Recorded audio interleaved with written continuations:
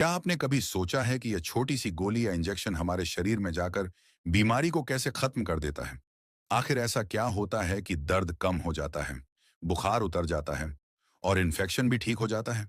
दरअसल दवाइयां देखने में बहुत छोटी होती हैं, लेकिन इनके अंदर छुपा होता है पूरा साइंस।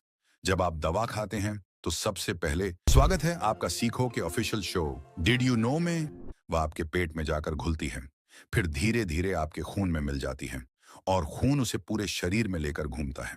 अब शुरू होती है असली कहानी।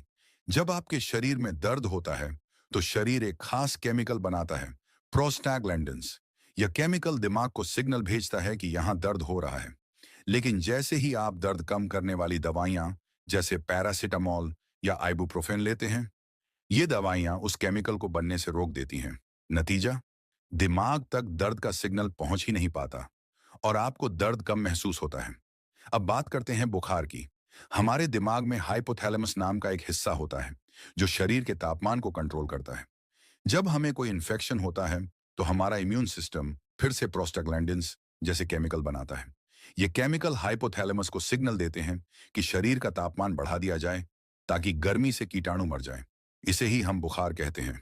लेकिन पैरासिटामोल जैसी दवाइयां इन केमिकल्स को बनने से रोक देती हैं। नतीजा, दिमाग को तापमान बढ़ाने का सिग्नल मिलना बंद हो जाता है और शरीर की गर्मी धीरे धीरे कम हो जाती है। फिर शरीर वापस नॉर्मल टेम्परेचर पर आ जाता है। अब अगर शरीर में बैक्टीरिया आ जाएं, तो एंटीबायोटिक दवाइयां जैसे पेनिसिलिन दी जाती हैं।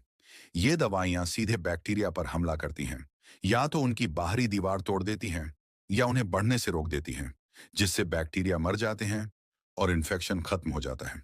तो अगली बार जब आप दवा खाएं तो याद रखना, ये कोई जादू नहीं है, बल्कि आपके शरीर के अंदर चल रही एक शानदार साइंस है।